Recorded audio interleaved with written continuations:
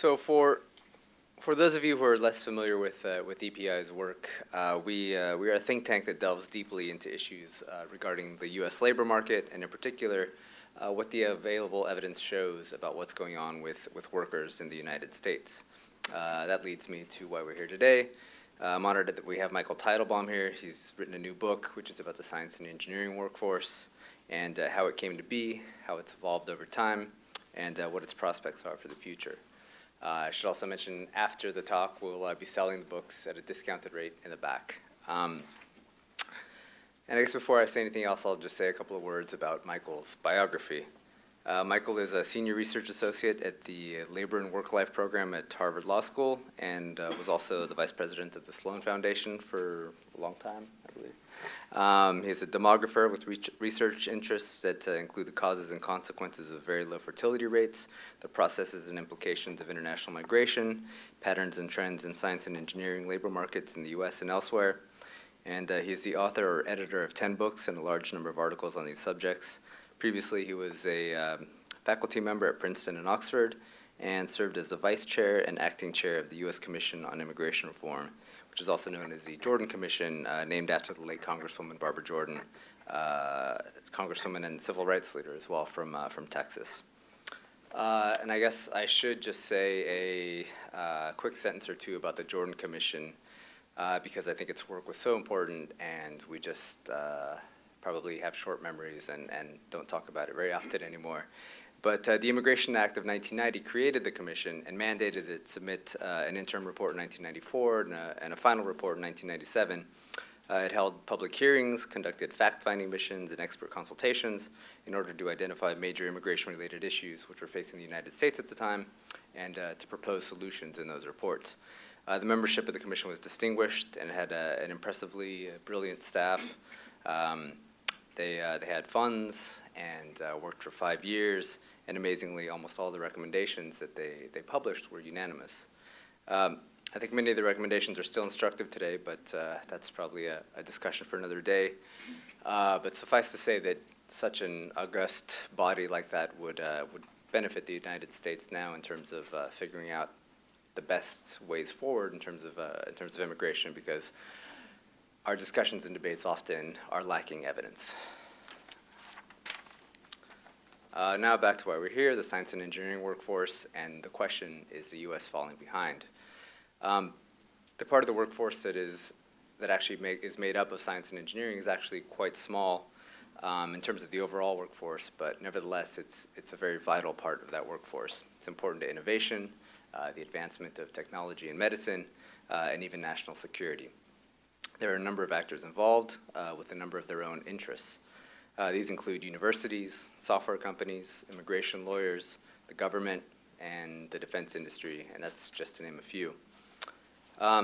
Perhaps we should actually be a little bit surprised that no one has actually compiled all the disparate pieces of evidence about the science and engineering workforce and put it all in one place. But luckily, Michael has done a wonderful job of dissecting this for us, including the actors, the arguments, the evidence and studies, and also the spin.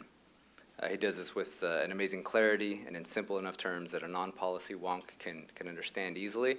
But it's also so stuffed with great historical information, careful research, and it's extensively footnoted, and it's incredibly fair to all sides. As a result, it has a lot to teach even the most veteran policy wonks among us. I'm tempted to say more about the book, but I won't, because I'm not going to do a better job than the author will. But after Michael's presentation, there will be two great panelists as well who will be commenting on the book, and after that we'll get into a discussion and a Q&A with the audience. So I'll just say quick bios of the other panelists. To Michael's left is Robert Charette. He has nearly 40 years of experience in a wide range of international technology management positions. He is recognized as an international authority, pioneer, and author regarding information systems and technology risk management. He's a self-styled risk ecologist, interested in the intersections of technology, society, and politics. He's president of the ITABHI Corporation and a managing director of the Decision Empowerment Institute. He's a longtime member of both ACM and IEEE. He's a Lean Systems Society and Qatar Consortium Fellow, as well as being a member of the IEEE's Computer Society's Golden Core. He's an award-winning contributing editor to IEEE Spectrum magazine and writes its popular Risk Factor blog.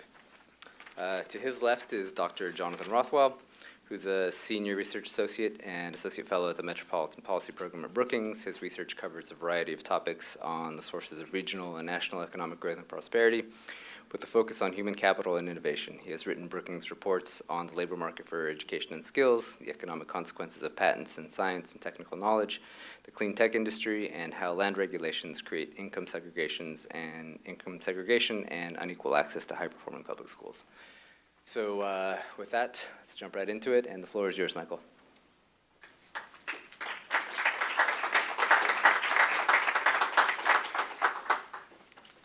Well, thank you very much. It's a real pleasure to be here, and I want to thank the Economic Policy Institute and the discussants for organizing and joining in this effort, and Daniel Costa in particular. Thank you.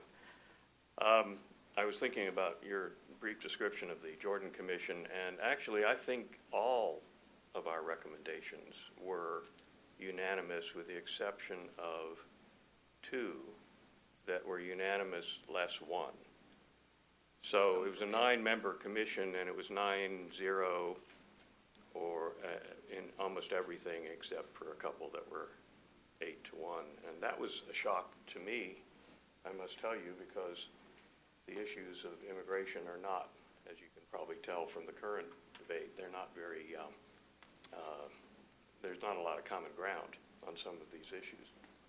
Okay, so this is not about immigration, although immigration is a part of this discussion.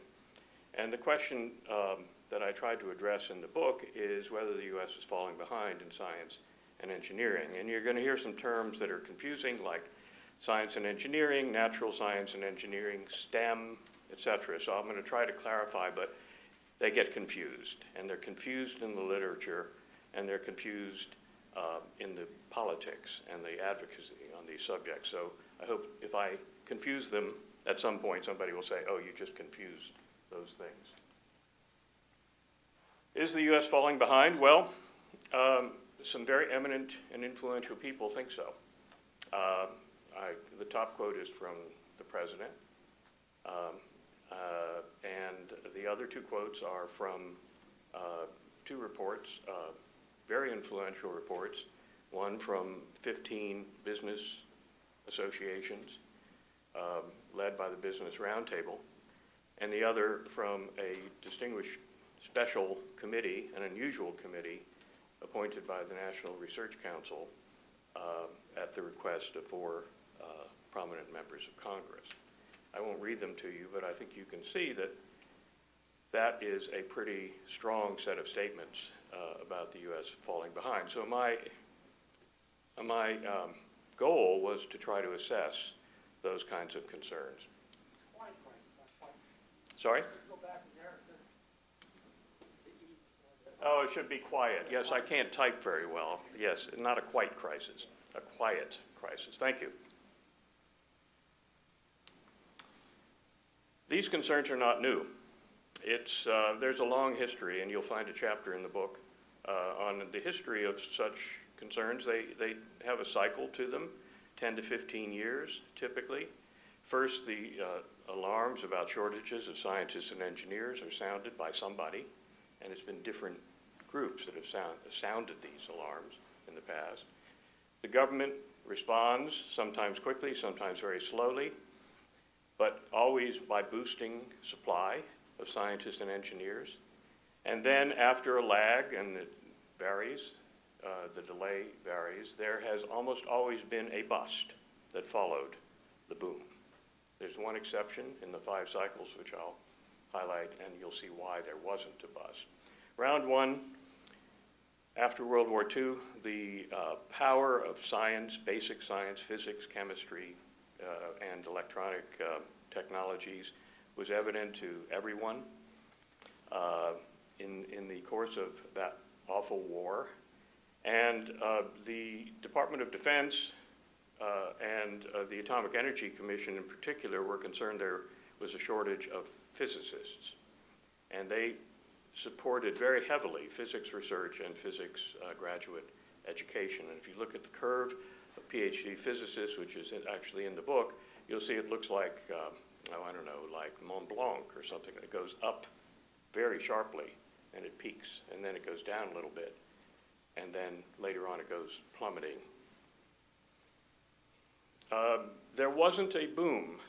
There wasn't a bust in 57. It looks in those data as if there was about to be a bust around 56, 57.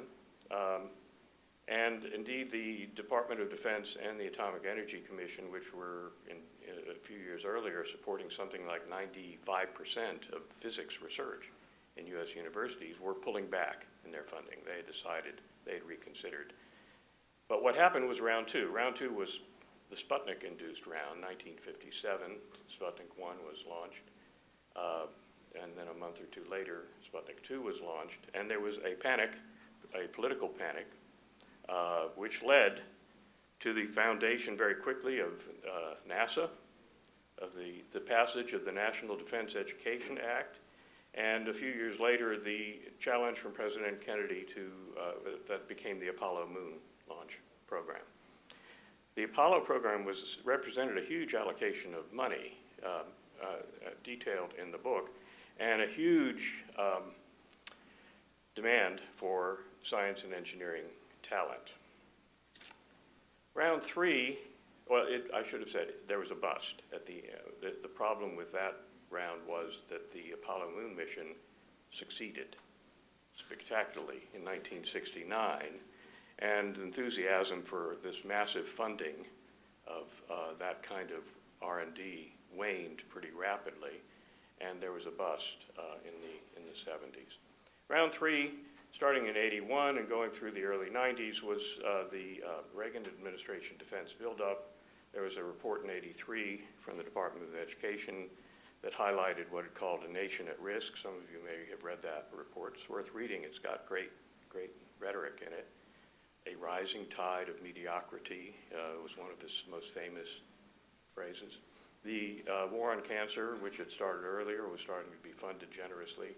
And the National Science Foundation, an office in the National Science Foundation, produced projections of a looming shortfall of 675,000 scientists and engineers, PhD scientists and engineers by 2006.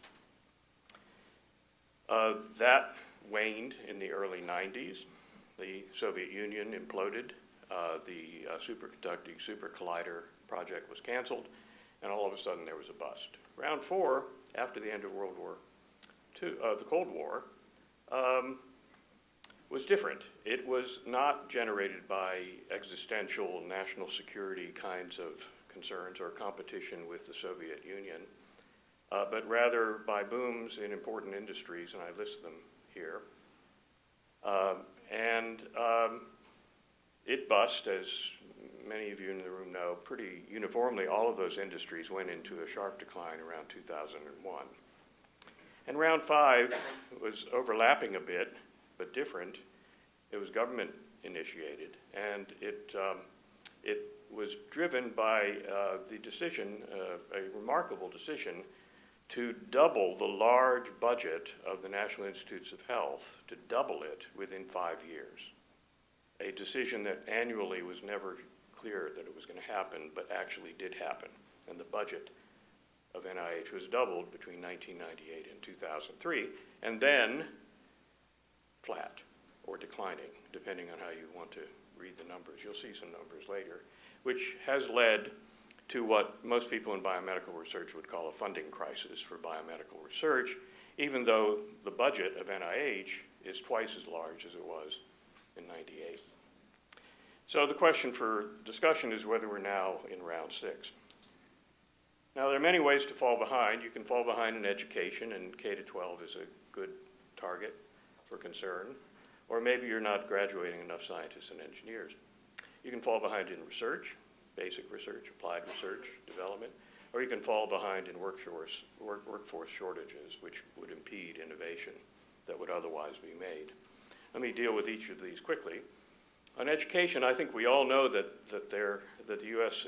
Has real problems with its K-12 science and math quality.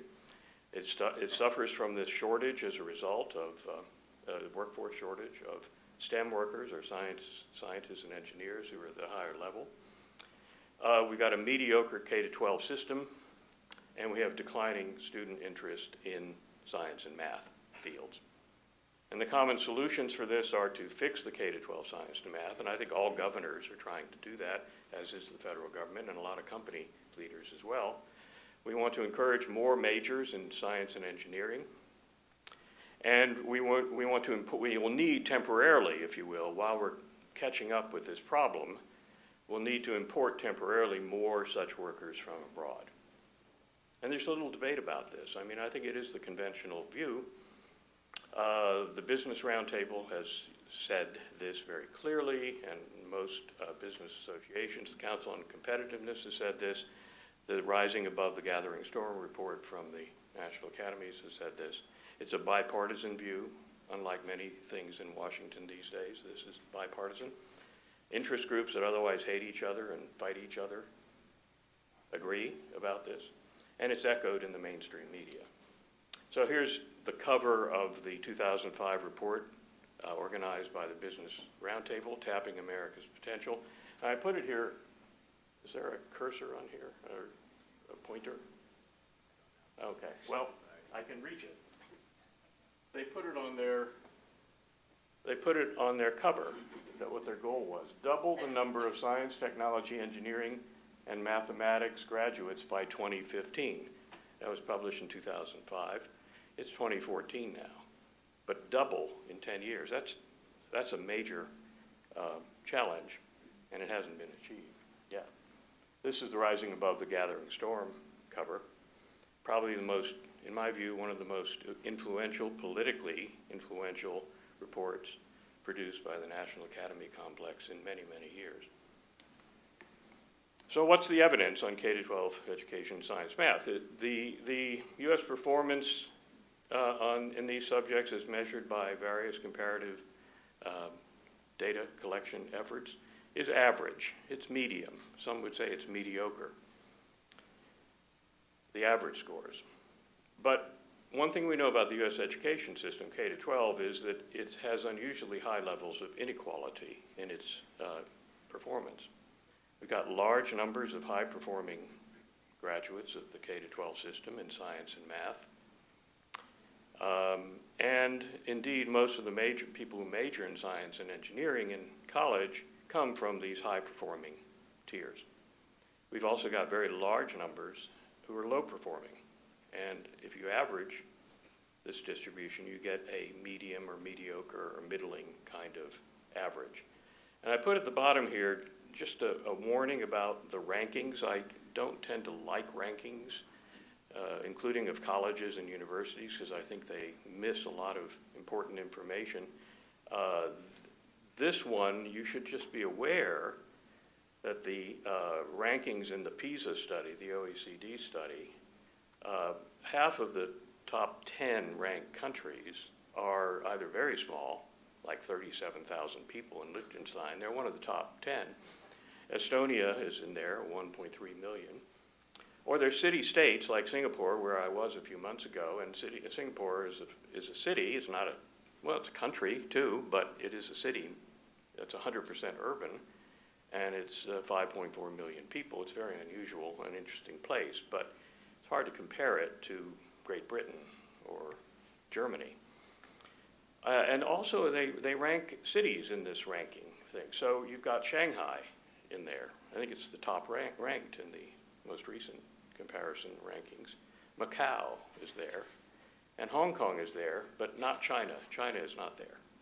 But you have 3 Chinese cities, and they're all in the top 10. But having said that, it's also true there are some larger countries in the top 10. So it's not as easy as to say, oh no, those are just all irrelevant, because you do have countries like Japan and South Korea and Poland and Canada that are in the top 10, and the U.S. is not in the top 10. So I don't want to exaggerate the thing. I just want to make sure you understand that the top 10 include some very small places. Here's a ranking graphic I don't know if you can see it, but at the top is Shanghai-China, it says, then Singapore, then Hong Kong, China, and then Taiwan, Korea, then Macau. So that just gives you a sense of you should be careful about these kinds of rankings. Well, there is a lot of strong opinion on this subject, and here I put up probably too long a quote from the New York Times editorial board not so long ago, 5 months ago. And I put in red here, you can read it yourself, but I put in red points that I'm going to come to in the next slide. They say nearly 90% of high school graduates say they're not interested in a career or a college major involving STEM, according to a survey of more than 1 million students who take the ACT test. And then they say the number who want to pursue engineering or computer science jobs is actually falling precipitously. Okay, so let's go to the videotape, or let's go to the numbers. This is from the ACT's study, which they seem to be citing, and they say interest in STEM is high, and they give some numbers, 48.3%. I can't resolve that disparity. I don't know how that happened. It could be that the New York Times editorial writers were looking at data from 8 years ago, when there was a decline because of the collapse of those high-tech industries. But it's not consistent with the ACT data that is on their website. You can go and all look at it. So, am I saying that K-12 science and math are okay in the US? I'm certainly not saying that. It's got lots of problems. I already said that science and engineering majors in college come from these higher tiers, and they are large and they're strong. And yet, a large percent of the rest, outside of these high-tier, high-performing students, are not developing basic competence in science and math. And I think the evidence is that every kid is going to need that kind of competency to be successful in almost any career going forward. To be an informed citizen, you have to understand what people claim with data and scientific or non-scientific claims that are made about important issues. In my view, competency in science and math is equivalent to basic literacy in the 19th century, in which the US actually led. It was one of the first countries to have compulsory primary free education, partly because it wanted to have an educated electorate, and partly because it wanted to have a literate workforce. And I think these skills are essential in the 21st century, and we're not delivering them to a substantial number of kids in this country. So I think there are major problems. These are just quickly some data on first degrees in natural science and engineering. It leaves out the social sciences. Internationally comparative, I assume you can see the graph, and you can see that it's all pretty flat for the countries there, with the exception of one, which is China, and it's a very rapid rate of increase. One thing you should know about China, which I didn't know, is that when we put together natural science and engineering, or science and engineering, if we combine them, we miss the fact that almost all of these very large numbers of Chinese graduates in these fields are in engineering. It's something like 33% of all graduates in China are in engineering. So the number in science is not that much bigger than most other countries. So it's an engineering phenomenon and not a science phenomenon. And this is for doctorates. I think you'll see here that the US numbers, which are the dark line there, are growing. The US numbers are confused because substantial and growing fractions are international students who are getting PhDs, so that may be exaggerated a bit. China is rapidly growing in the PhD domain, and other countries are pretty flat. So the shortage claims, I would say the facts are a lot more complex than are being argued. The claims of general shortages are misleading in my view. What we have is an odd mixture of underproduction in some science and engineering fields at some degree levels. And here I would suggest associate's degrees in technological subjects, which are in STEM but not in science and engineering, just to keep those terms distinct.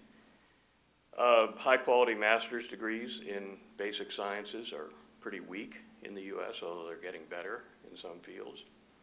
And I think employers are often claiming shortages about these categories rather than, they're not saying there are shortages of PhDs typically, but it all gets confused in the public discussion. And then we have overproduction in some other fields in some degree levels, and the poster child for that, unfortunately, is the biomedical sciences, where I don't think anybody would dispute that the number who are graduating with PhDs exceeds the demand in the workforce for PhDs in these fields. There are some counter-arguments. I've heard many of them, and I want to list them here so you know that there are legitimate, honorable people who don't agree, that some people say there can't be overproduction of highly educated scientists and engineers, even if they're in excess supply relative to jobs and demand in the workforce, that these people are smart, well-educated, quantitative, problem-solving people, and they will find their way in the workforce, and they will do well, even if they don't do science and engineering, and that they will strengthen non-science and engineering occupations by doing so. So that's a counter-argument that you should consider. Well, why is there over and underproduction? Well, it's a systemic phenomenon, I believe. Higher education, as it's evolved, has rather limited feedback from the labor market. It doesn't have good indicators coming in and adjusting its behavior.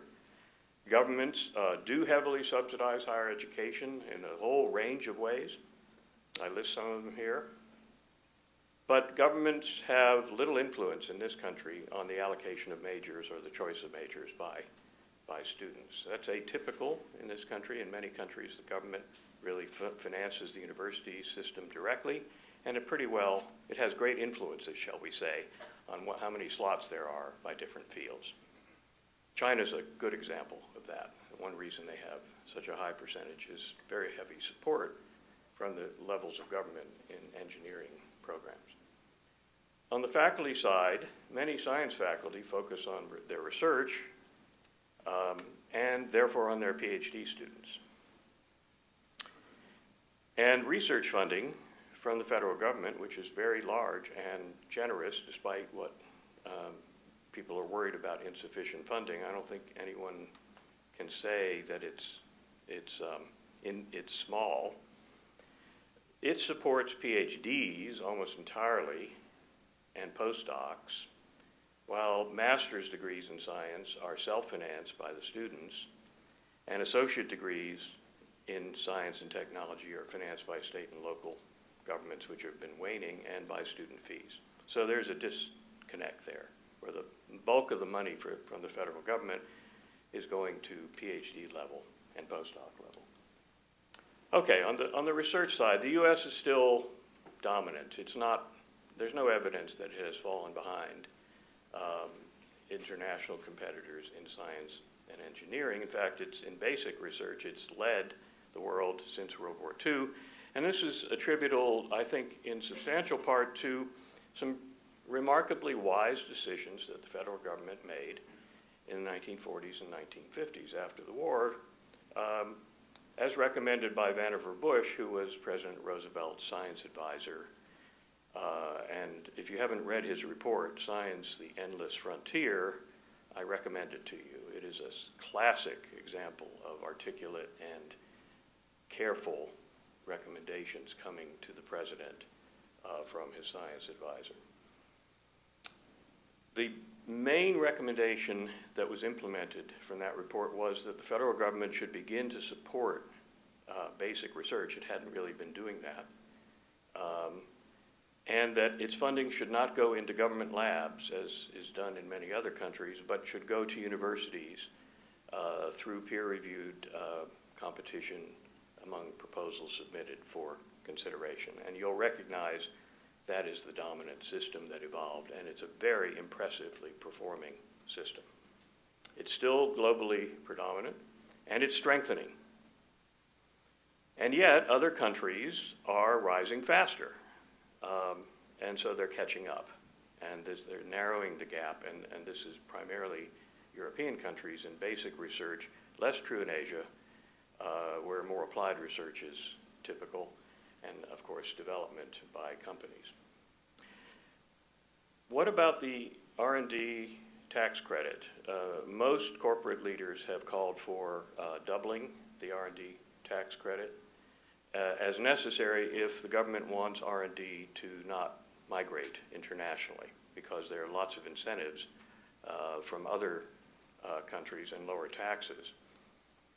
It's understandable to me why they would argue that, and I have some sympathy for the argument, but I think it's fair to say that shifts out of R&D to other countries have many other reasons than the R&D tax credit. We can talk about that later if you want to. The main problem with basic research is that it's structured for instability. You've got positive feedback in the system. Those of you who are engineers or scientists know that positive feedback usually doesn't work well.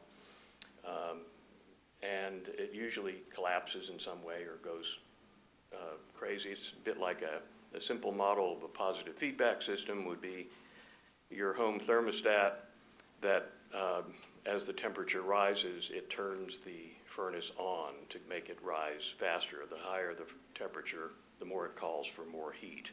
That doesn't work out well in most systems. But we have positive feedback like that in the system that's evolved.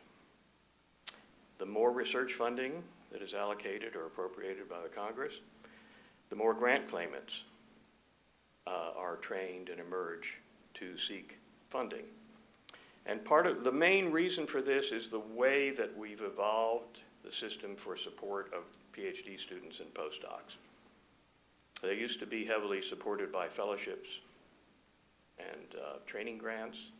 Overwhelmingly now they're financed by research grants.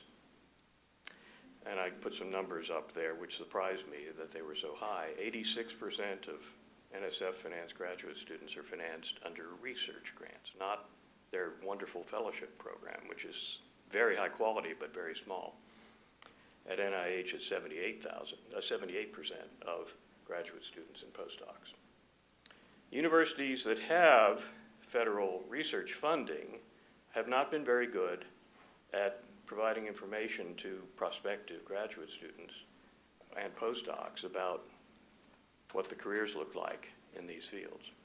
They have the money, they're recruiting them to be graduate students, and it's difficult for the students, the prospective students, to find out how the recent graduates have done. And they can, under current law, it was not planned this way, it just evolved this way, they can recruit and finance international students and postdocs if there aren't enough American or permanent legal resident applicants. They can recruit internationally, and they can finance them using federal research grant funding. So one of the outcomes of this is a kind of system that is structured for growth in budgets. And this analysis I cite here by David Korn and company estimated that NIH and its biomedical research ecology, if you will, the biomedical research system that it supports so heavily, in order for the system to be stable, it's evolved in such a way that it needs a minimum of a 6% annual budget increase. If it goes below 6%, the system is unstable. And of course, it hasn't been anywhere near 6% since 2003, but before that it was 14% for 5 years. So you can see you get all kinds of countervailing forces under that system. But it's a recipe for this kind of oscillation we're seeing, for instability and for booms and busts. Here's the NIH budget. The dark line is current dollars in thousands. So you see it went from, in 1960, it was, well, I can't even read it, it was so low. And it's up above, it went up above 30 billion after the doubling. There's the doubling period. almost vertical. And then it started to taper off, and it's come down some in later years. The two lower curves are adjusted for inflation using different indicators of inflation. And they don't look very robust in growth compared to the current dollar graph, but they are very substantial. You can see that quadrupling or quintupling over that period in real dollars is what you see in those graphs. If I hadn't put the nominal dollar graph on there, they would look much larger. But here's what happened in NIH. The green line there is the number of grant proposals submitted that were successful and got funded.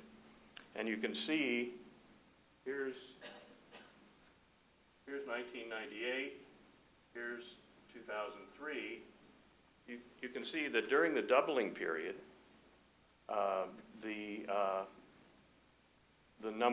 success rate, if you will, did rise. It had been falling. That was one of the reasons for the decision to double the budget. So it did rise, and then it's fallen since. And it's now, the success rate is now below where it was before the doubling started. That's not a good outcome. And it tells you that the system is not stable because it has generated more demand as a result of providing supply that's very ample doubling period. Here's the NSF funding history in constant dollars. And I think you can see here that it's been a history of sharp rises followed by long plateaus, followed by long rises and then declines and then peaks and then falls. Not a good way to finance long-term basic scientific research. So the system is very productive, but it does cause harm, and the harms are challenging. For research and graduate education, they're very long-term phenomena, and federal appropriations are very short-term phenomena, maybe 1 year. That's not a good fit. And for students, many of them appear to have been encouraged by prospects, if you will, to go into career paths that have waned before they were able to graduate, because it takes you 4 or 5 years to get a bachelor's degree, and then maybe 5 to 10 years additional to get a PhD and or postdoc, depending on the field you're in. By the time you finish, things don't look so good if you have 10 to 15 year alarm boom bust cycles.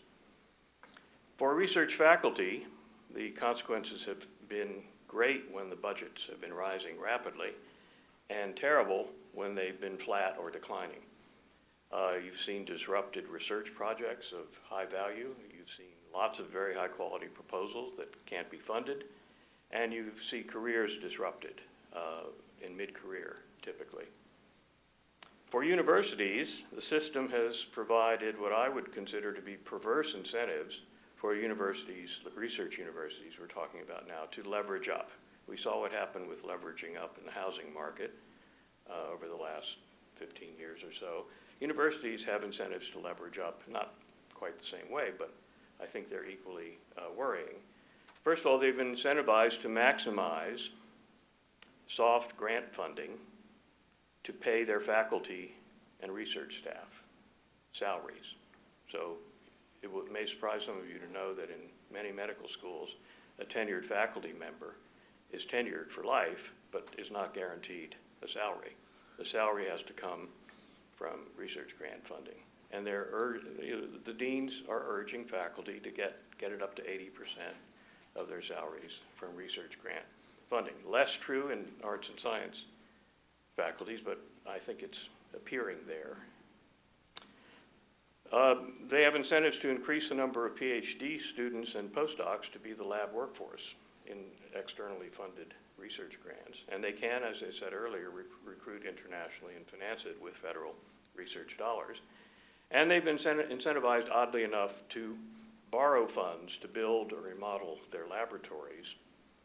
I I don't go into OMB Circular A21, but I recommend it to you as bedside reading because it will definitely put you to sleep, but it has had major incentive effects, it appears, on some universities. And the result is that if the anticipated or hoped for or planned for budget increases lag, then there's a financial crisis because all the assumptions have not been fulfilled.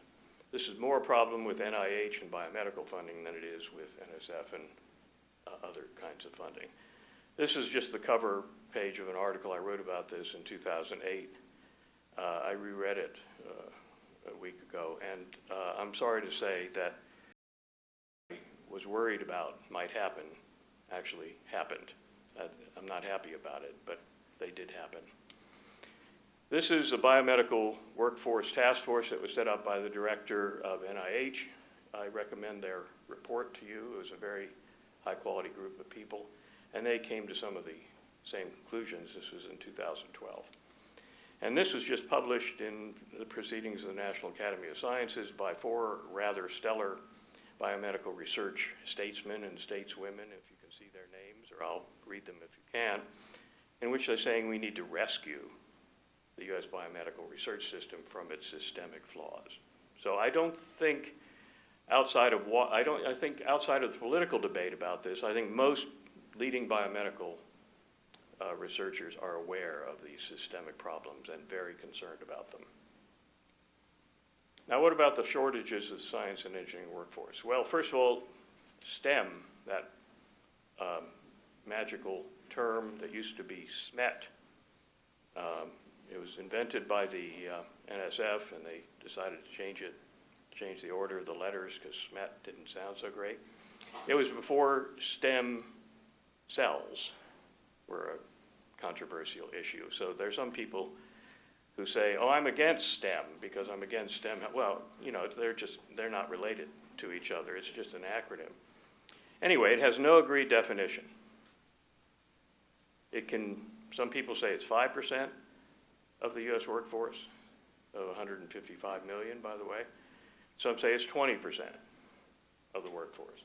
The 5% is the estimate of the National Science Board. Their definition is that you have to have at least a bachelor's degree, and you have to be occupied in a science or engineering occupation. If you look at people with degrees in science and engineering, again, bachelor's at a minimum, you get 11%. And if you go beyond the bachelor's degree and use other criteria, as one of our discussants has done, you'll get to 20% of the workforce. Now, my view is that with such a large range, it's no wonder that confusion in public discussions prevails. If you're talking, there's a fourfold difference in the size of the workforce, and people are using the terms interchangeably. The science and engineering part of the workforce, as Daniel Costa said, that's natural sciences, engineering, and social sciences, NSF, National Science Board definition. It's a critical part of the workforce, and it's a small part of the workforce, about 5%. And I don't see any credible evidence. I've looked. I would have loved to find credible evidence of general shortages in this workforce, but I can't find it, and nobody else really can find it.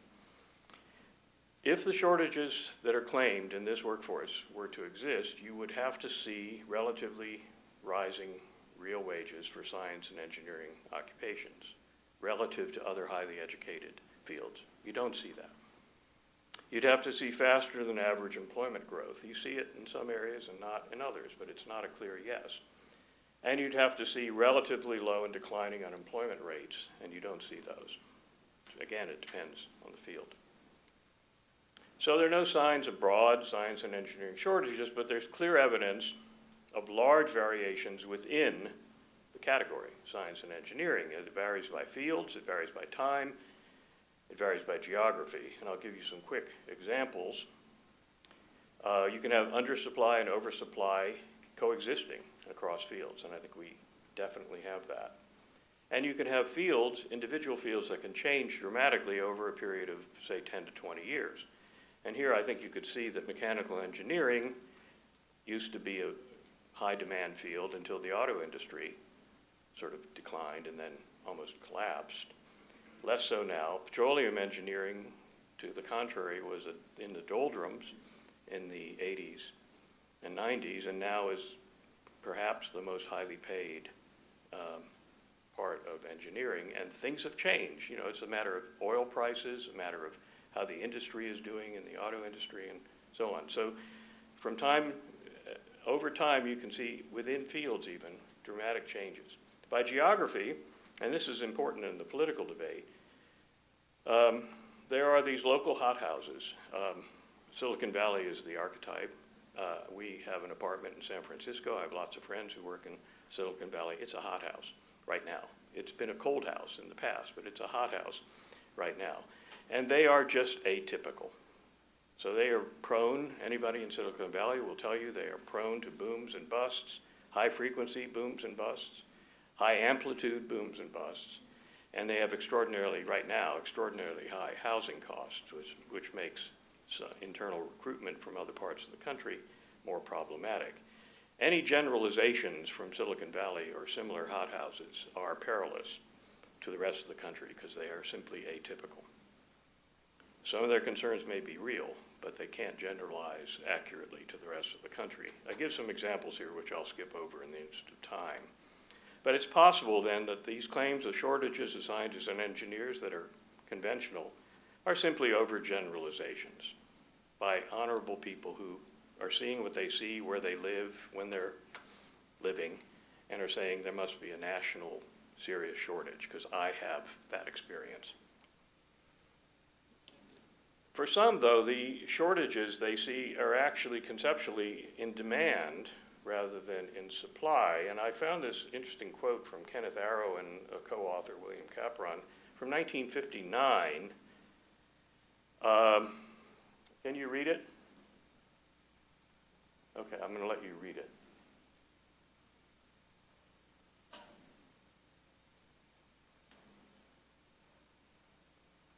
I mean, basically what they're saying is that some people say there's a shortage if there isn't enough activity underway in science and engineering. They think there should be more, and therefore there's a shortage in demand. And yet these shortage claims prevail, and I wonder why so, and I think we can give some simple answers to that. First of all, there has been and continues to be a very expensive and highly effective lobbying campaign led by information technology employers. Their emphasis has been on expanding or uncapping entirely the number of temporary visas, the H-1B visa, the L-1, and so on. I put up here Microsoft and Jack Abramoff. I did not know until I was digging into this book that Microsoft retained Jack Abramoff for quite a few years as one of their active lobbyists to expand the H-1B program. It's in his book. I read his book. I think you might want to read his book. It's very interesting. And more recently, we've seen a new organization called FWD.com, organized in Silicon Valley with a $50 million lobbying budget. It's the Facebook founder who has organized it. Higher education, some support the shortage claims. Their goals are to increase the funding of research, to ensure a low-cost lab workforce, and to sustain their PhD programs. Immigration lawyers mostly support the shortage claims. What are they looking for? I know quite a few immigration lawyers, as you might expect. They're looking for high-volume temporary visas. Temporary because that means they're not permanent, they have to be renewed. And preferably with the fees paid by employers rather than the migrants, because you can charge higher fees to employers than to migrants. And some federal agencies, mostly past, I don't think you'll find too many now, have used these claims in seeking larger appropriations or, in the case of security-related agencies, hires that can be cleared for national security purposes. Where's the opposition to these claims come from? There are some people in the audience I recognize who may not be happy if I say this, but I think it's been poorly organized, poorly funded. You'd think it would come from scientists and engineers. But the associations of scientists and engineers tend to be much more technical organizations. They publish journals, they have conferences, workshops, they do standards.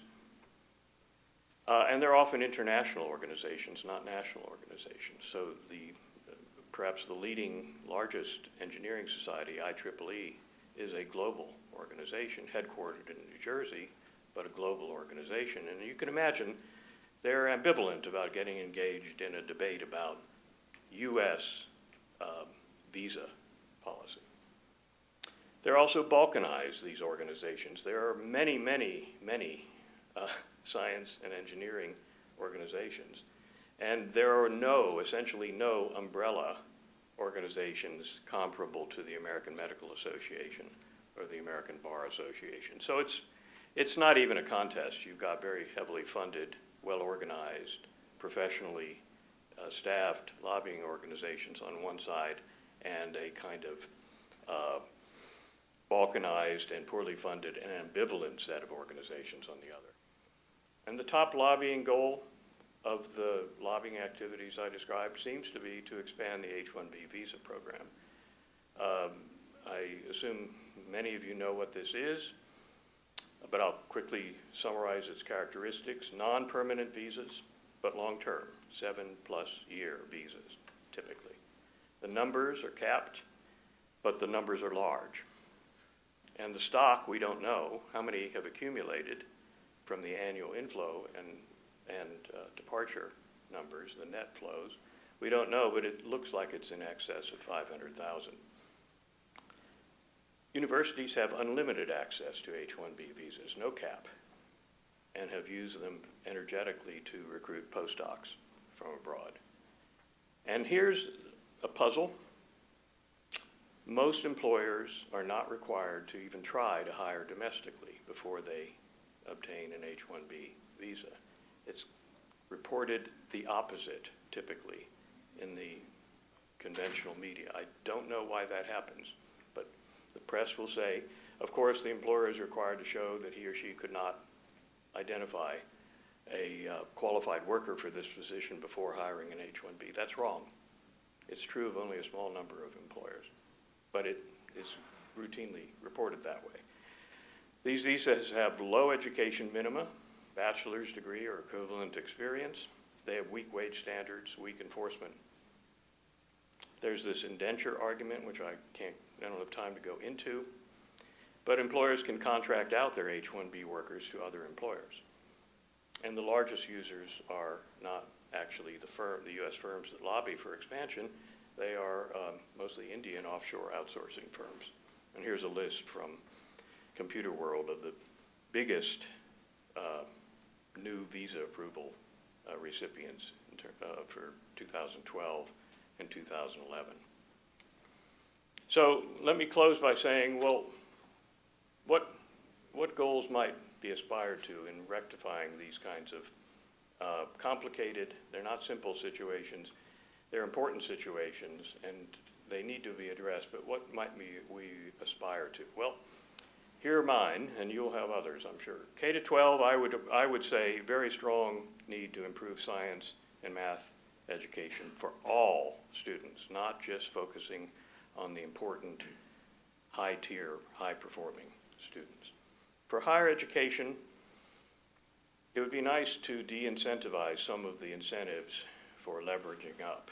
These are incentives that institutions find it difficult to resist, but they're not good for them in the long run, and they're suffering now, serious problems. The idea that you want to expand your core faculty on the basis of soft money, research grant funding, not healthy. And I think the universities could also be encouraged to configure their degree composition better for the actual demand in the workforce. Right now, it's not very well configured. I think it would be good to clarify the goals of these visa programs.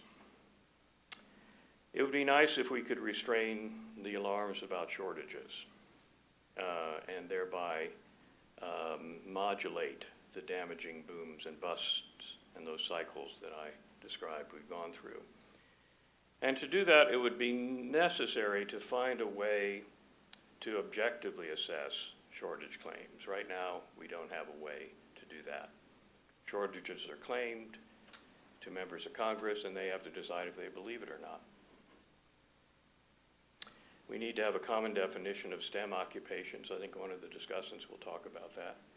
And I would say, in closing, it would be highly desirable to have robust growth in federal science and engineering research funding, but steady growth, not rapid acceleration to 14% a year for 5 years and then flat or declining, which is what has happened in the biomedical system and is causing all sorts of problems for biomedical researchers, for their institutions, and for the overall research enterprise.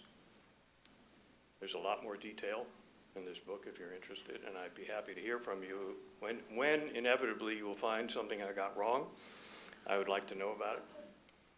And thank you very much.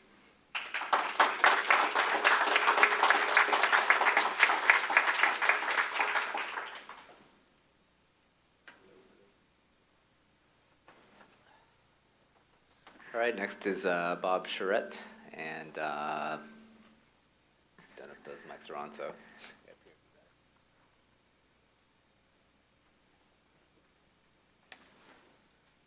Thank you, Dan, and Michael, and Jonathan, and you all. Some of you who have been at other presentations I've given on my paper that I wrote last year for IEEE Spectrum called The STEM Crisis is a Myth, which caused a little bit of controversy, to say the least. I'm not here to talk about that paper as much as I am to really talk about Michael's book. I'm biased by this book. All the research I've done, I spent several years independently from Michael looking back over the years at the STEM crisis, actually going all the way back to the early days of electrical engineering, back into the 1880s and 1890s. And you can find almost verbatim comments from those days about how terrible our scientists and engineering education is. You can find the same issue in terms of the STEM pipeline, although we didn't call it STEM pipelines. The leaky pipeline that we have today actually looks like it's extremely well patched compared to the 1940s, 1950s, and early 1960s, where dropout rates approached anywhere from 50 to 60% in engineering schools. When I was a freshman at the University of Massachusetts in electrical and computer engineering after a stint in the military, professors had absolutely no problem flunking 60% of the incoming electrical engineers because you wanted high-quality engineers. And it was a survival school, and that's just how it was.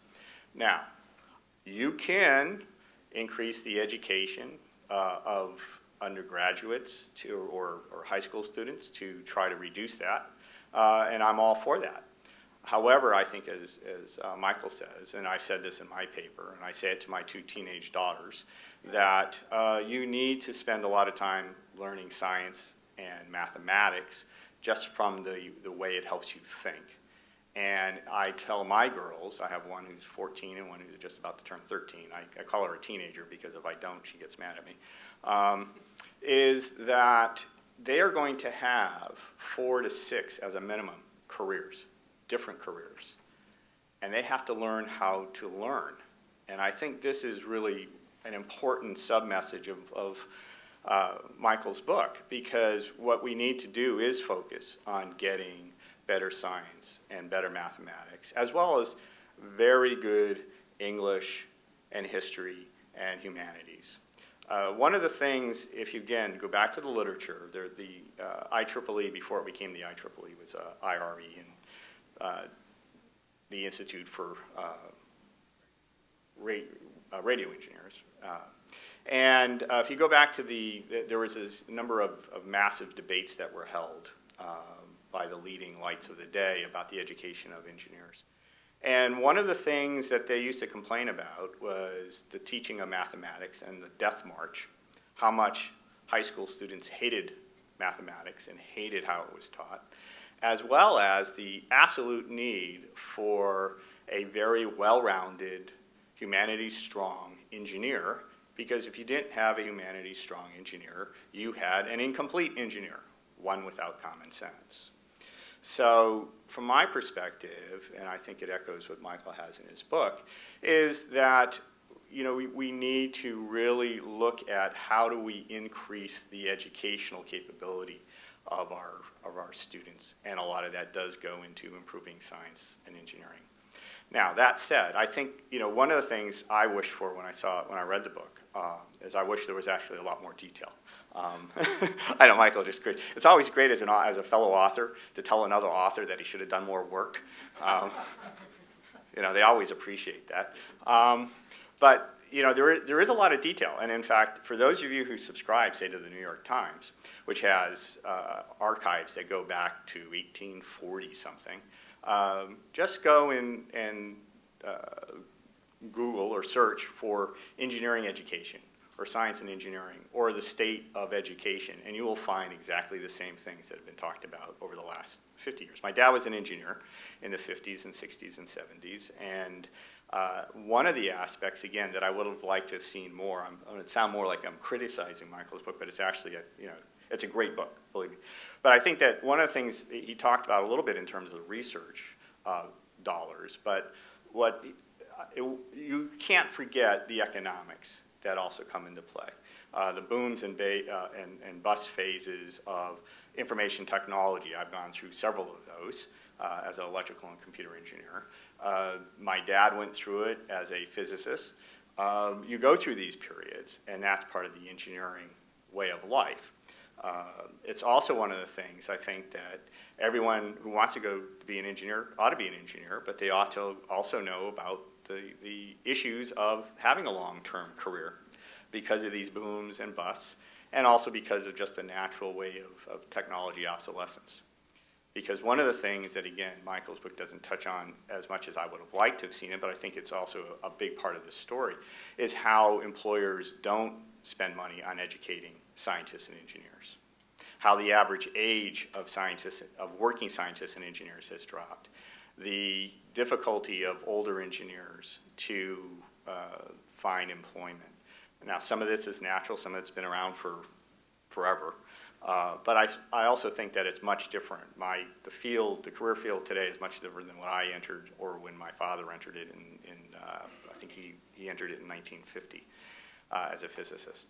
So, all these issues come to play into why we think there's a STEM crisis and what are some of the roots of those STEM crises. I want to just tell you one story which I think highlights kind of the issues that I see, and I think that what Michael sees. And I'll get off the stage because I'm not supposed to talk for more than 10 minutes, and I'm getting close to that time. A few years ago, the current mayor of London, Boris Johnson, who was then the Conservative Party spokesman on higher education, was bemoaning in the Guardian newspaper that Britain was falling behind in educating sufficient numbers of engineers and scientists, especially nuclear physicists. Sir John Rose, who at the time was the chief executive of Rolls-Royce, wrote a letter to Johnson about his article saying, "If you don't have a nuclear industry, then anyone who is smart enough to be a nuclear physicist is not going to choose that career. People won't become engineers just for the sake of it. If the industry wants to have a massive amount of engineers and scientists, let them put up the money for it." I'm very tired, to be honest, after 40 years of being an engineer, of hearing companies bemoan that they don't have enough engineers and scientists and are absolutely unwilling to spend the money, either internally in education or at the schools or anywhere else, to get them. Let them also stockpile engineers and scientists like they did in the 50s and 60s. If they really are worried about not having them in the future, okay, put 10 or 15% of your scientists and engineers, keep them on the payroll for another 10 years until things turn around. Think about that for a bit. You won't find one company who's willing to do that because the bottom line drives it. So, if that's how you want the field to be, then fine. No more myths. Just everybody is like a sports star with a short-term career. But if that's what we want for our professional scientists and engineers, then we ought to talk about it that way. With that, great book, Michael.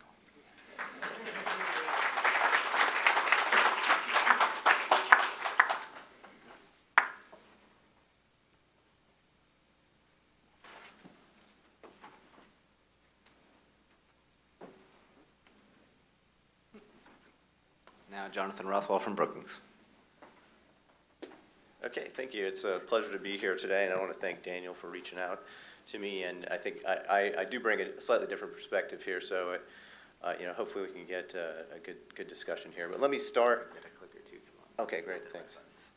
Let me start by going over the areas of agreement and sort of highlighting what I think are some real strengths in Michael's book and some things that I think add a lot of value to the public conversation about science and workforce policy.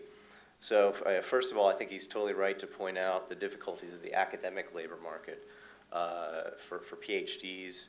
And this is obviously by no means unique to STEM. Last I heard, English PhDs were having a hard time finding work as well. I think partly it's a demographic issue with the baby boom generation. I think partly it's the fact that universities can bring in academic students from all over the world. But it does lead to many unattractive features of pursuing a PhD and embarking on a career there. One, if you are married, and my wife and I just recently went through this process. I finished my PhD 5 years ago, and every PhD has to think about this. Are you going to move to Wyoming or North Dakota, and can you convince your spouse to go there if that's the only job that happens to be open in your field? So I think he's right to emphasize problems there, right to call for more predictable and less volatile R&D spending, and smarter incentives for the efficient allocation of R&D money. I think that's a great insight. Right to place more responsibility on universities for aligning graduate admissions and PhD programs with market realities. And basically correct that the U.S. is still dominant in an aggregate sense on R&D and innovation and these sorts of things. And I do think some of the concerns about the rise of China are overblown. On one point, I think he's correct, but downplays some of the weak per capita educational attainment performance in STEM. He does mention some of that to his credit, but I think it's somewhat downplayed. And so to get to some more critical remarks, I think the biggest issue I had is an overemphasis on the PhD labor market. And as he intimated in his slideshow, there is a lot more to the STEM shortage debate and the STEM debate overall than the PhD labor market, which is a small share of it. And yet most of the book seems focused on that. The other issue is, no surprise, I've debated Hal Salzman publicly a couple times now about the shortage issues. I'm on the side that thinks that we could benefit by having more people educated in STEM fields and that they're likely to find lucrative work. So I think the historic discussions about shortage implies that there's no long-term problem. And I do think there's a long-term problem. I think the long-term problem is often obscured by the booms and busts in the macroeconomy. So during the Great Recession, there was not a shortage of engineers in any immediate sense, or computer scientists or any other occupation, because unemployment rates went up a few percentage points, and companies had a much easier time filling open vacancies.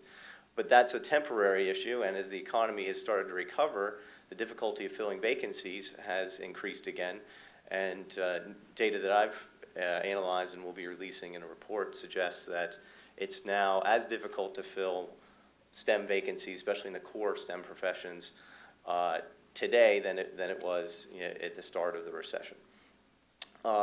His literature review, to introduce another point, I think ignores some of the most important scholarship from labor economists. So that would be scholars like Claudia Golden, Lawrence Katz, a few others that I'd be happy to send references to.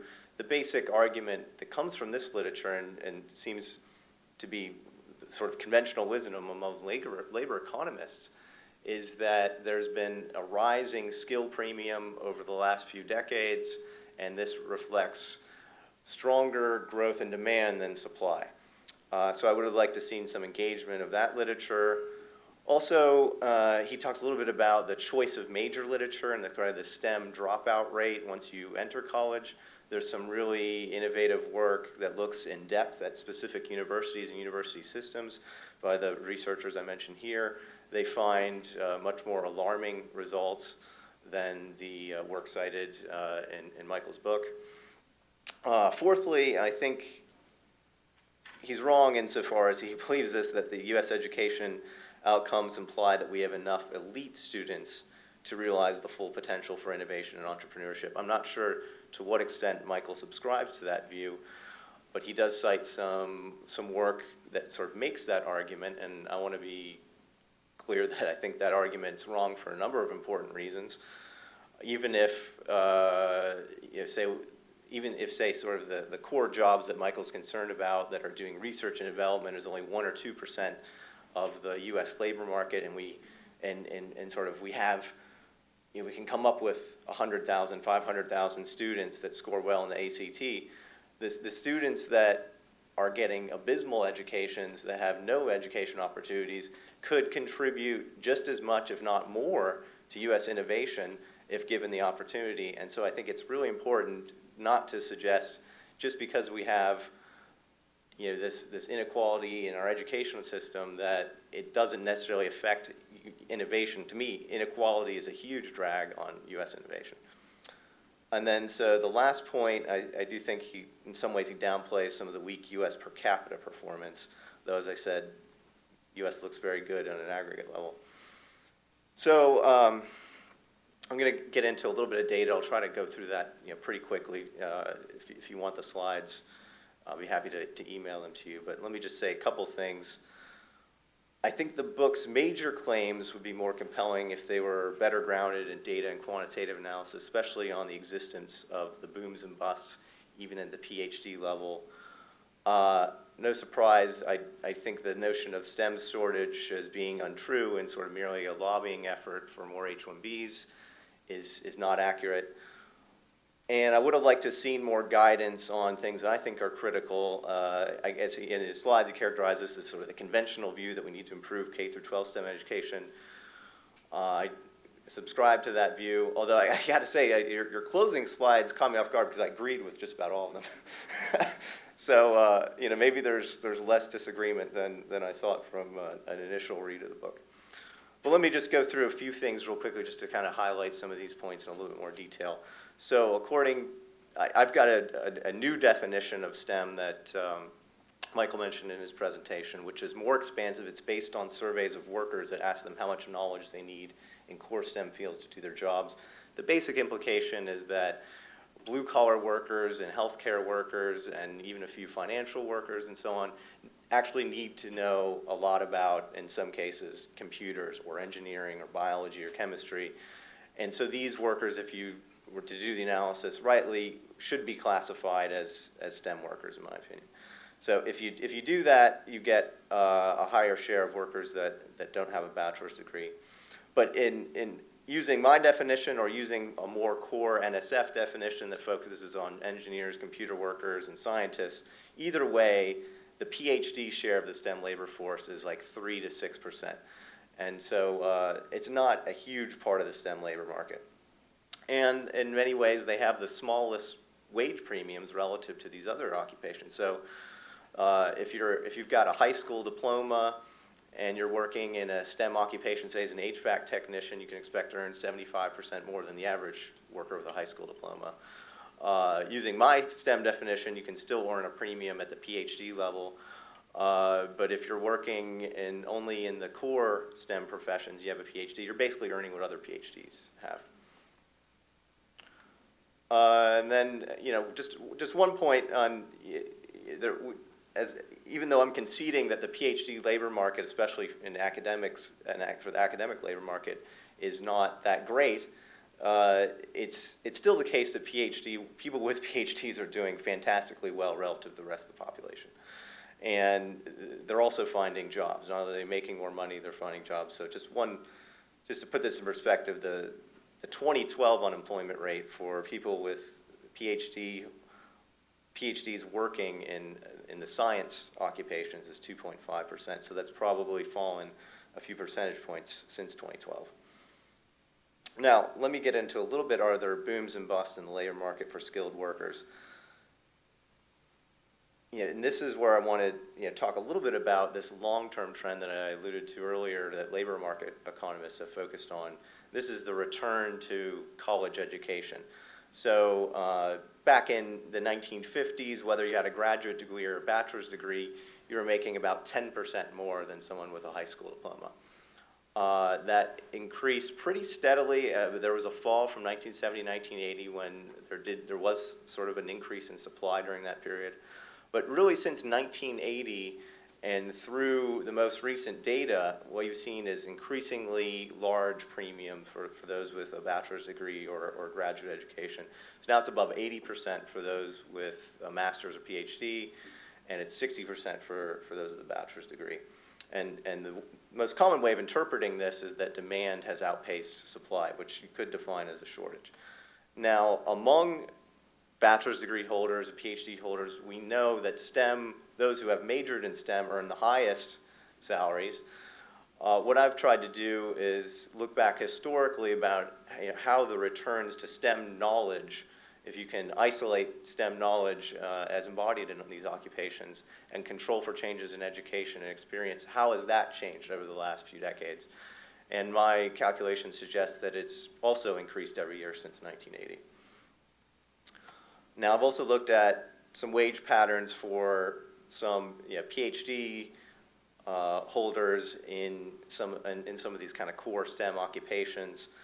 For computer software developers, wages have real wages adjusted for inflation have increased by 90% since 1980, which is obviously spectacular. It's been not as spectacular for some of the core science positions, for physicists and astronomers. It was 20%.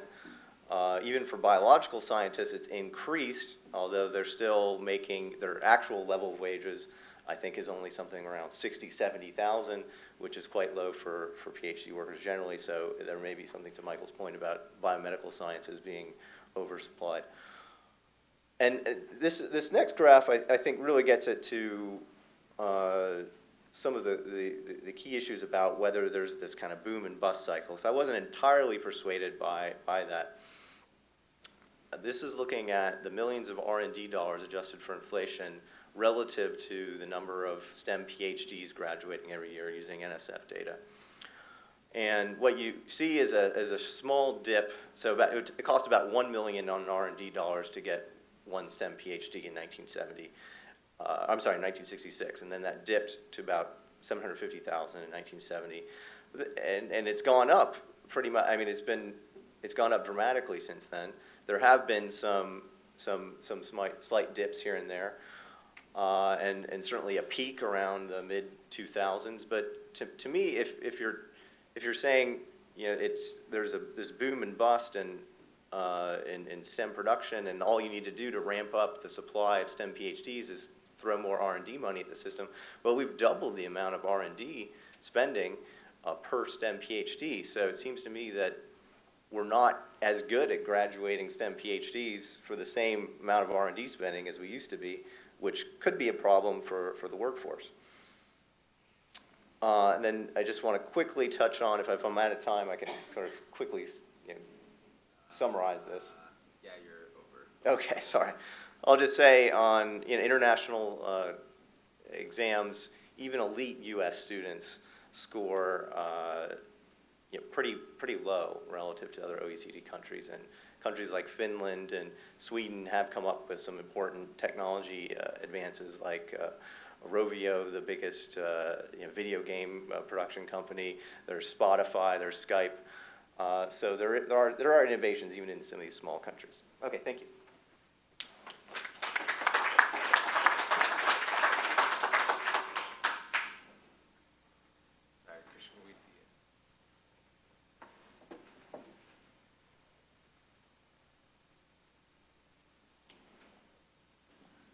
So we are starting to run out of time, so we started a little bit late, so hopefully you can bear with us for a few minutes. But I will just quickly let Michael respond to some of the points made by Jonathan, and then maybe we'll open it up to the audience.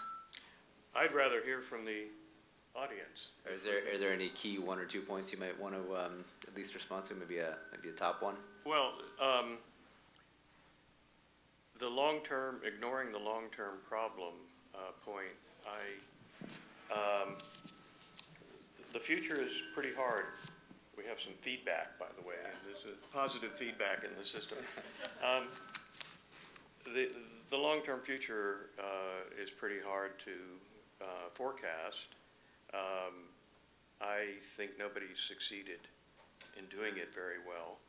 I mentioned the embarrassing NSF forecasts that were done in the late 80s, which led to great embarrassment at the NSF and a congressional investigation of why, according to the chairs of the subcommittee on oversight and the science committee, as I recall, in the House, the question was, well, why were we misled by these forecasts of looming shortfalls? So I wouldn't like, I'm a demographer, demographers do projections, I can do projections. I never believe long-term projections as forecasts because we have a lot of experience of failure, and it's even harder to do than demographic long-term projections to do labor force demand and supply projections that interact with each other. The National Academy did a wonderful workshop report in 2000 in which they basically said all such efforts at the PhD level have failed. We don't have the ability to look in the long term. So I think we should be cautious about making long-term forecasts. And I do agree that there have been increasing returns to college education, bachelor's level education. It's hard to dispute that. The question is whether that's demand rising more rapidly than supply, or a kind of selective recruitment process in which employers have used the bachelor's degree as an indicator, a kind of floor from which they want to hire, whether or not there is excess demand. We've seen a big shift out in or big rise in inequality in income in general in this country. And you can do it by education or you can do it by other variables, and it's all the same. We have this big rising gap and a kind of hollowing out of the middle. A lot of it has to do with the decline of manufacturing, which used to provide well-paying jobs and careers for people with sub-baccalaureate level education, and it's declined, as we know, rapidly as a percentage of the U.S. economy. But I'm going to stop there because I want to hear. So questions from the audience. We just ask that you please give us your name and affiliation, and please keep the commentary short because we're short on time, and try to get to the question. Go ahead. So there was some talk about the varying definitions of... Who are you? Daniel Keene, American University and the Urban Institute.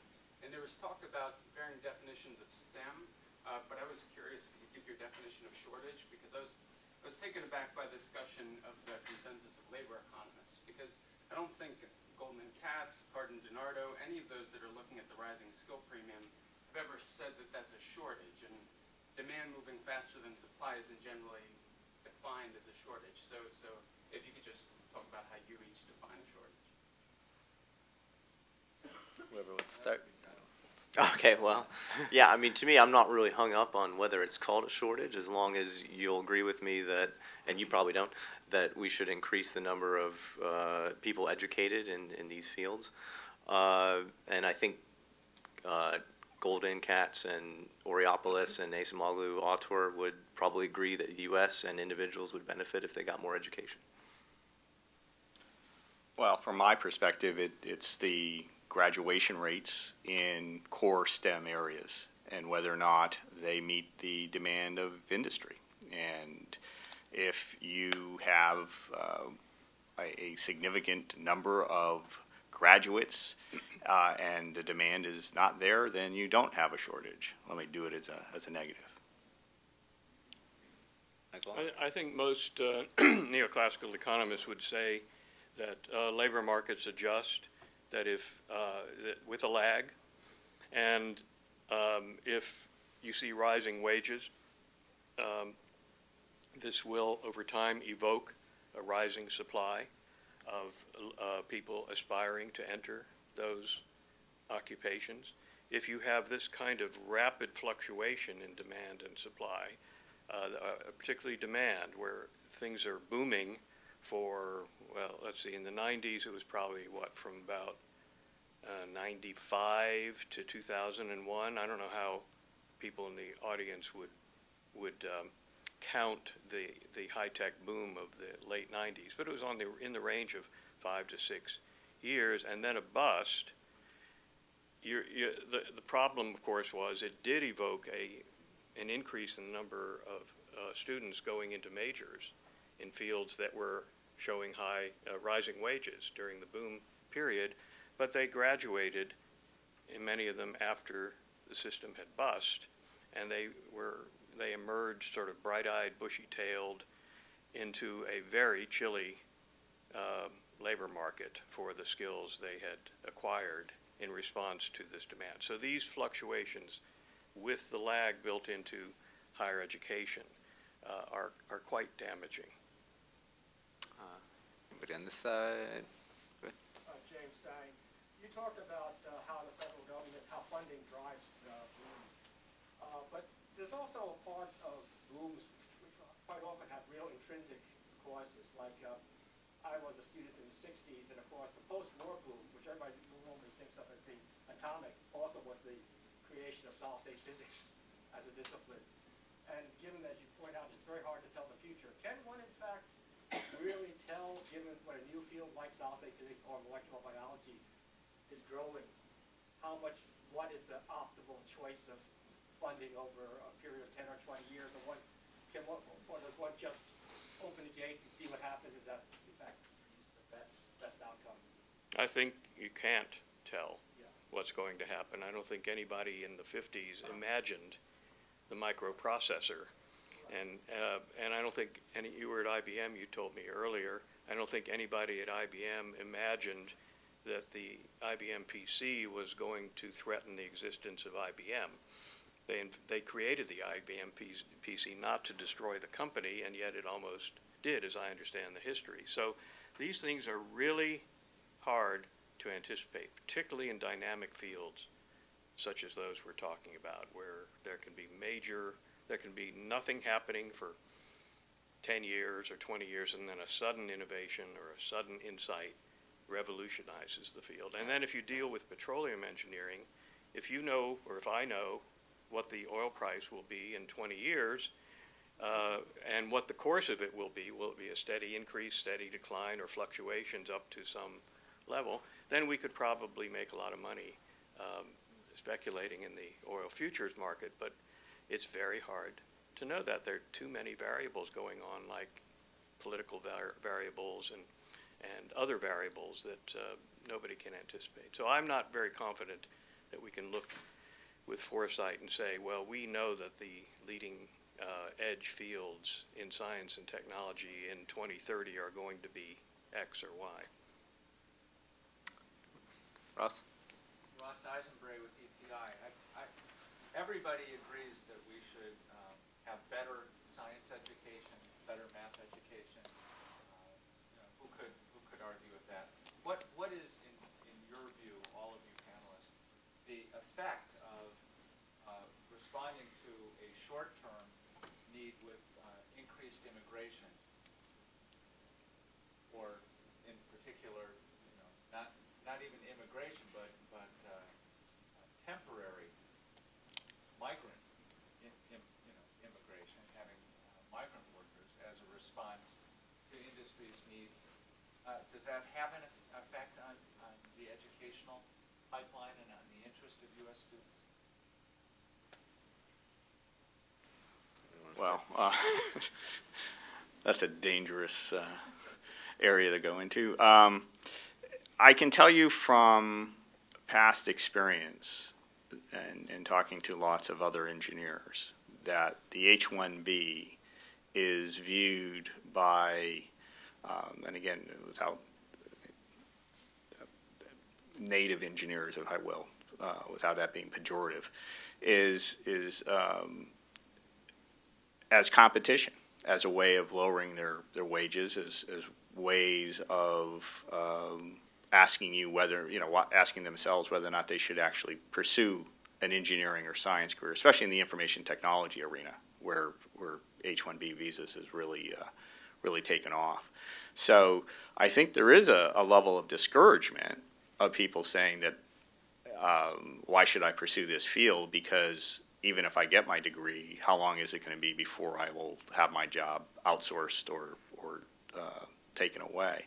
So I can tell you from personal experience, I can tell you from talking to people who are in my community that H-1Bs are not viewed with a lot of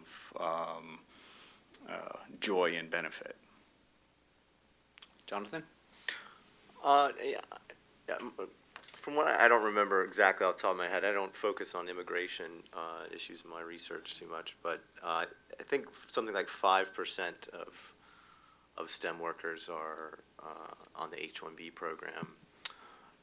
So it's hard for me to imagine that too many students, say, that are getting a bachelor's degree in computer science are worried about temporary foreign workers taking their jobs. I think they're more focused on competing against other Americans, and they may think more globally, like, well, I have to do well in school and study hard because I have to take into account that my company could relocate to Ireland or somewhere.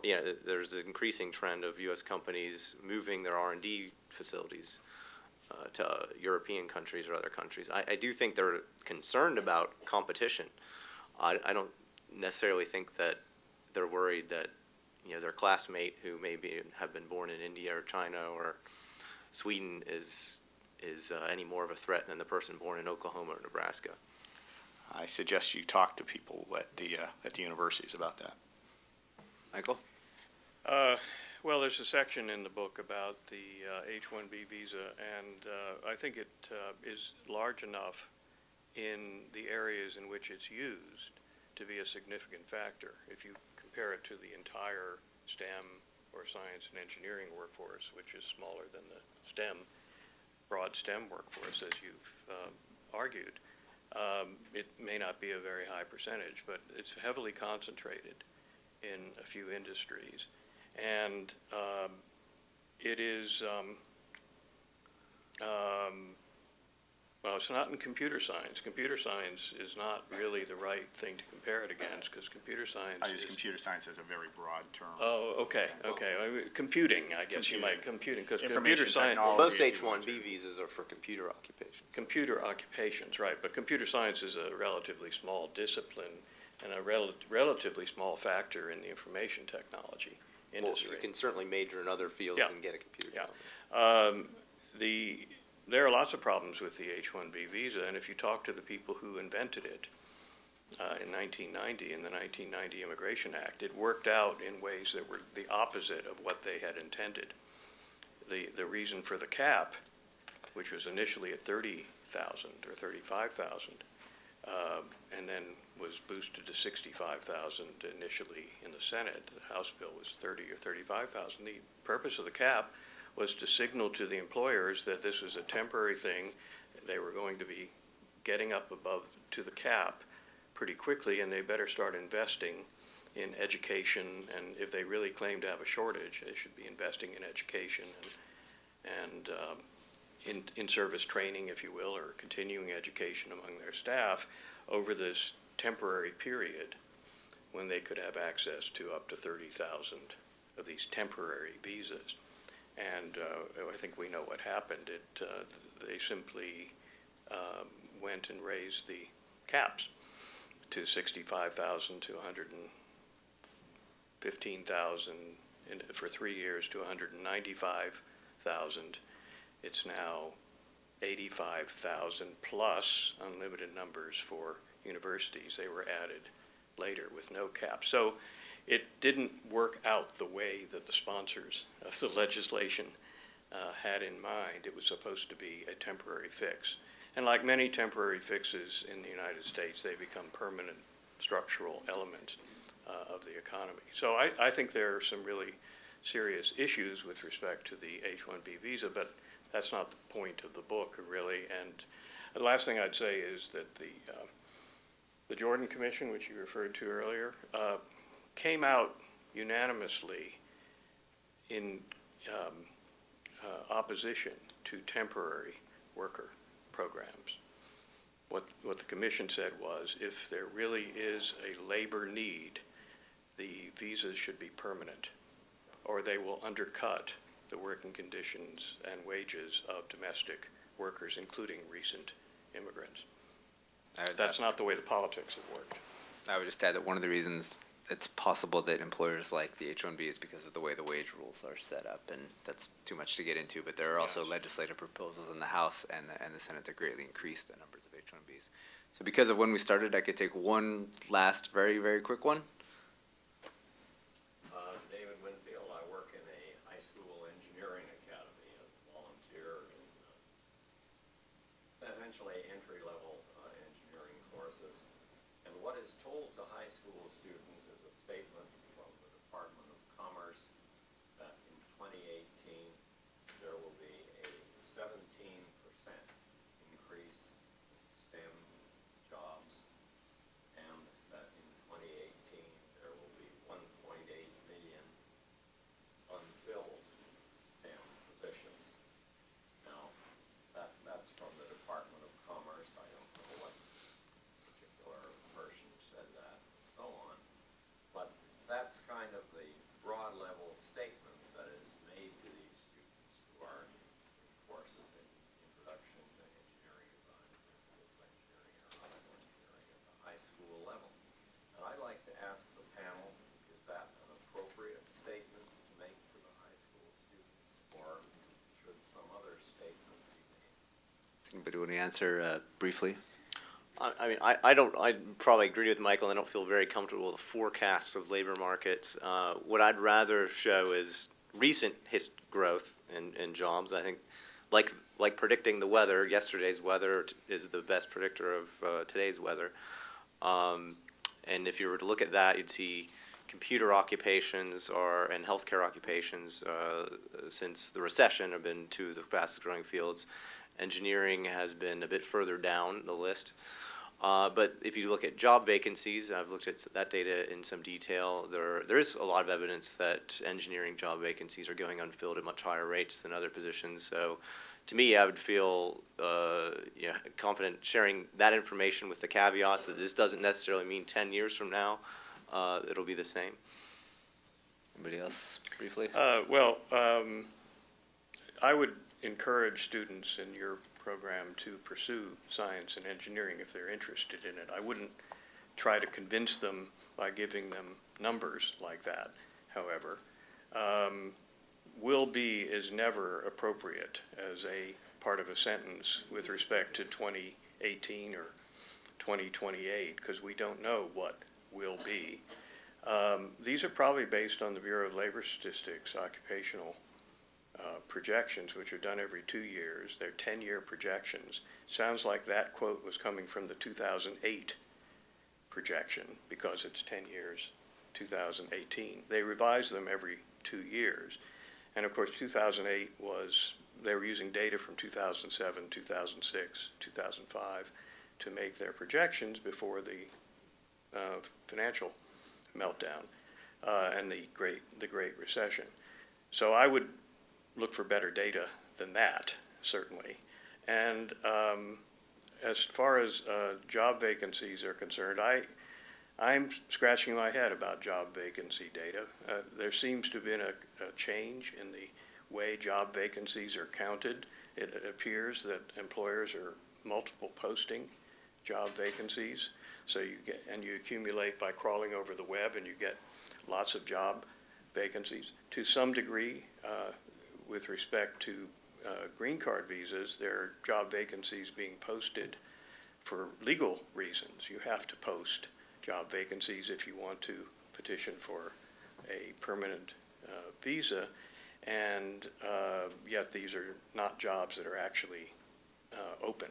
They are being posted for technical legal reasons. So I don't know how to interpret the job vacancy data, but they have been useful in the lobbying campaign. No question about it. They are used routinely to say that there are major shortages. but I think you have to scrutinize them pretty carefully. With that, thank you, everybody. And Christian, the books are $20, is that right? Yes, Sorry. books are $20. They will be available at the table that you saw when you came in off the elevators, and we accept cash and all credit cards. And Michael will stick around to sign the books if you get them, and I urge you to get them. Thank you so much. Please join me in thanking all the panelists.